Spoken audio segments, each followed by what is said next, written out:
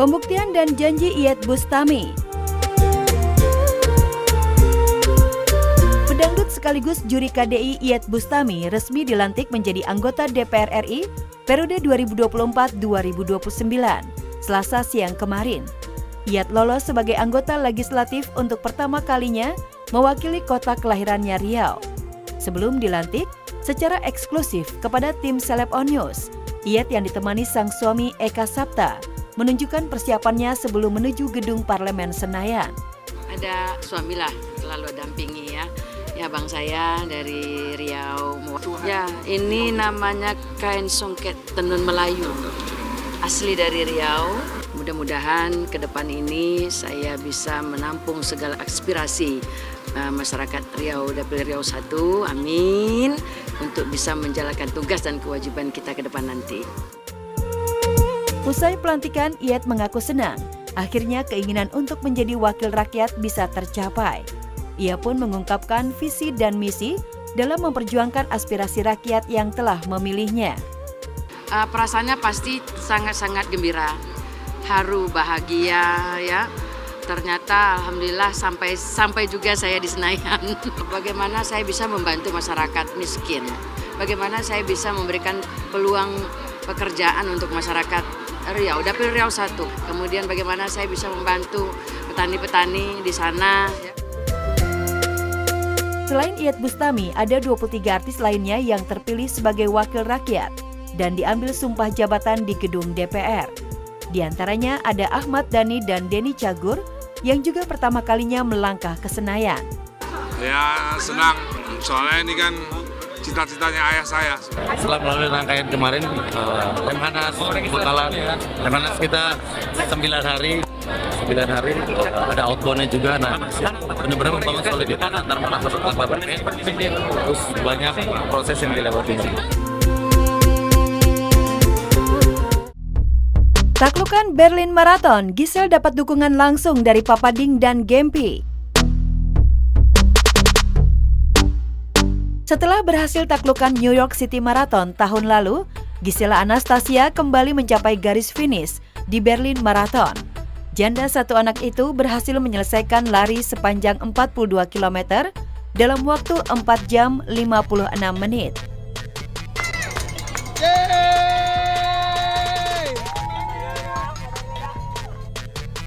Giselle pun dapatkan dukungan dari Gading Martin dan juga putri sematawayangnya, Gempi, yang melihatnya secara langsung di antara ribuan penonton yang memadati sepanjang jalur jalan kota Berlin.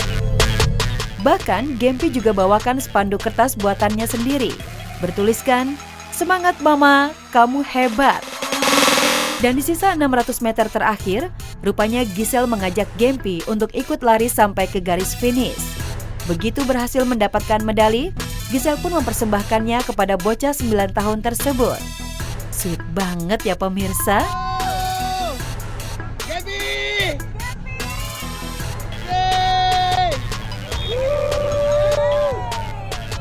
Aduh, tapi untung anaknya emang tenaganya banyak, semangatnya tinggi, jadi dia tetap ikut. Akhirnya pas sama bapaknya, udahlah dia full main. Pokoknya kalau gue begitu sama Gempi, kita menikmati masa-masa berdua. Tentunya bukan hal mudah untuk berlari sejauh 42 km. Atau setara dengan jarak Jakarta Cikampek. Giselle pun harus sering berlatih dan mempersiapkan persiapan fisik yang cukup matang. Susah soalnya buat orang biasa yang emang kan cuman suka olahraga aja, bukan atlet kan latihannya gitu. Jadi emang ya lumayan ekstra usahanya lah. Ada cross training yang harus dilakukan juga. Nggak lupa untuk terus sport massage buat kakinya seminggu sekali supaya nggak cedera.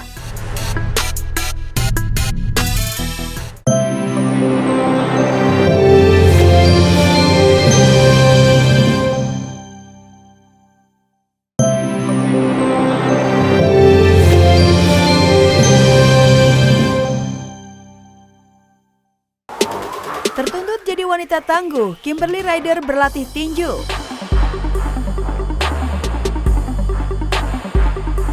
Usai dugaan KDRT-nya terungkap ke publik, Kimberly Ryder sepertinya baru menyadari bagaimana pentingnya melindungi diri sendiri.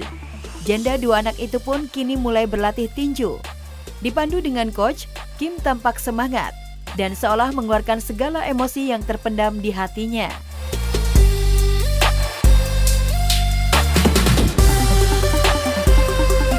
Ya, isu dugaan KDRT mencuat kala Irvina, ibunda Kim, membongkar perilaku Edward terhadap putrinya. Bak bola panas yang terus menggelinding, Irvina pun dengan tegas mengaku kecewa. Bahkan secara terang-terangan, Irvina yang cukup emosi itu menyebut jika sang mantu bermuka dua. Setelah saya mengetahui, ini kayak api itu keluar. Oh, marah banget. Ya alhamdulillah, anak saya nggak babak belur, nggak hancur, bermanis di muka saya, depan saya maksudnya. Tapi ya di belakangnya ya saya tidak tahu. Meskipun Kim enggan membahas perihal KDRT lebih lanjut, tetapi sorot mata dan wajah kekecewaannya tak dapat disembunyikan. Apalagi jika mengingat Edward lepas tanggung jawab terhadap kedua anak-anaknya. Kim pun harus ekstra banting tulang dan kembali bangkit untuk bisa hidup lebih baik.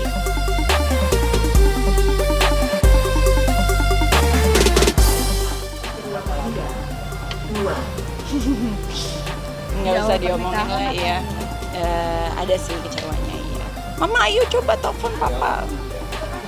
Ya oke. Nih mau coba telepon ya. Nggak diangkat. Ya udah emang udah ganti nomor kayaknya.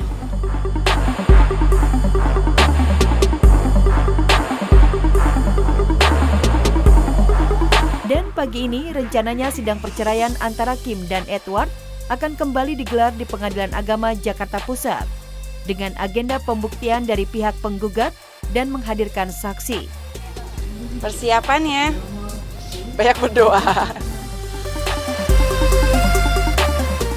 Selain itu, Kim juga tak mau lagi terlalu dipusingkan dengan kasus penggelapan mobilnya yang masih dalam proses penyelidikan polisi. Rencananya awal tahun nanti, Kim akan umroh guna menenangkan hati dan pikirannya. Kim pun mengaku sudah legowo atas apa yang dialaminya.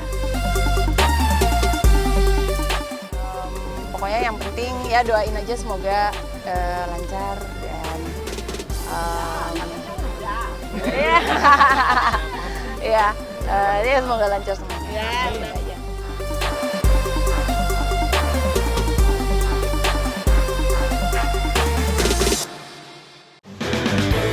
Maaf dan penyesalan terlambat Andrew Andika. Andrew Andika akhirnya menyampaikan permintaan maaf kepada istri dan anaknya usai ditetapkan sebagai tersangka kasus penyalahgunaan narkoba bersama 5 orang lainnya Kamis lalu. Permintaan maaf tersebut disampaikan Andrew dalam konferensi pers yang dilakukan Polres Jakarta Barat Selasa siang kemarin. Saya ya anak saya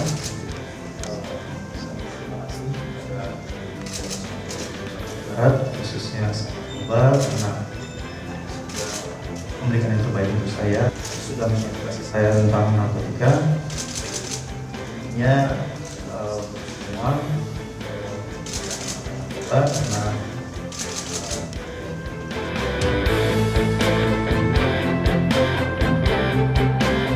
pada kesempatan itu, Kasat Narkoba AKBP Chandra Mata menuturkan, meskipun Andrew tidak sedang menggunakan narkoba saat ditangkap, namun 5 orang lainnya diketahui tengah menggunakan narkoba. Sementara hasil tes urin Andrew dan kelima orang lainnya tersebut positif mengandung amfetamin dan metamfetamin. Berdasarkan barang bukti dan hasil pemeriksaan, seluruh tersangka dinyatakan mengalami ketergantungan tingkat sedang sehingga akan menjalani rehabilitasi. Tersangka yang telah melakukan penangkapan tersebut berdasarkan peraturan yang ada dan berdasarkan SEMA jumlah berat barang bukti di bawah 1 gram, kami melakukan asesmen terhadap ke-6 tersangka tersebut. Keseluruhannya dikategorikan adiksi sedang, sehingga hasil rekomendasi menyatakan untuk menjalani rehabilitasi rawat inap di lembaga rehab. Permintaan maaf Andrew kepada Tengku Dewi nampaknya sudah terlambat. Seperti yang disampaikan oleh Minola Sabayang, sebagai kuasa hukum Dewi. Kasus yang menjerat Andrew tak akan membuat hati Dewi tersentuh, apalagi sampai mengurungkan niatnya menggugat cerai Andrew. Meski mengaku syok, Dewi justru berharap kasus perceraiannya ini bisa cepat selesai, agar ia bisa kembali menjalani hidup. Setelah saya konfirmasi dan bicara dengan Tubuh Dewi, ini tidak mengurungkan niatnya. Jadi tetap gugatan cerai terhadap Andrew itu tetap akan dilanjutkan dan diteruskan sampai prosesnya itu memiliki kekuatan hukum yang tetap. Waktu dia di perut kan dia banyak ngerasain mamanya sedih ya. Aku malah berjanji kayak dia harus bahagia. Makanya acaranya juga tasyakurannya aku bikin yang happy gitu. Jangan sampai dia kekurangan apapun. Itu udah janji aku dari dia di dalam perut. Kayak momen-momen penting aku akan selalu abadikan. Jadi dia kalau dewasa nanti di saat dia udah gede, dia ngelihat ya nggak ada apa-apa gitu.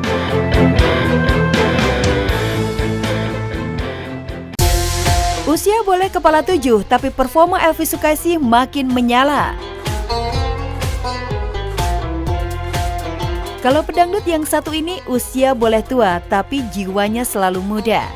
Makanya gak heran dong kalau Ratu Dangdut Tanah Air disematkan oleh Umi Elvy Sukaesih. Lirikan matanya yang khas saat bernyanyi semakin menambah gelora mudanya, meski kini usianya telah memasuki 73 tahun.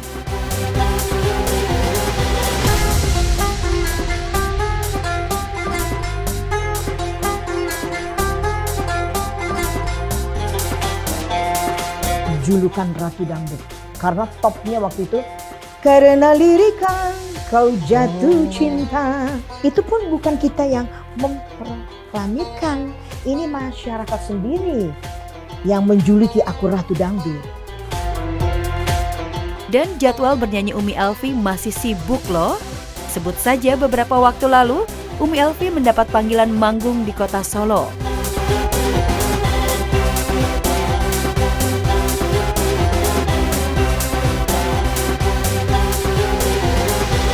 Ya Allah, jangan sampai aku malu ya Allah, karena aku membawa nama dangdut ini ya Allah, membawa nama keluargaku ya Allah, membawa suamiku, berikan aku yang terbaik.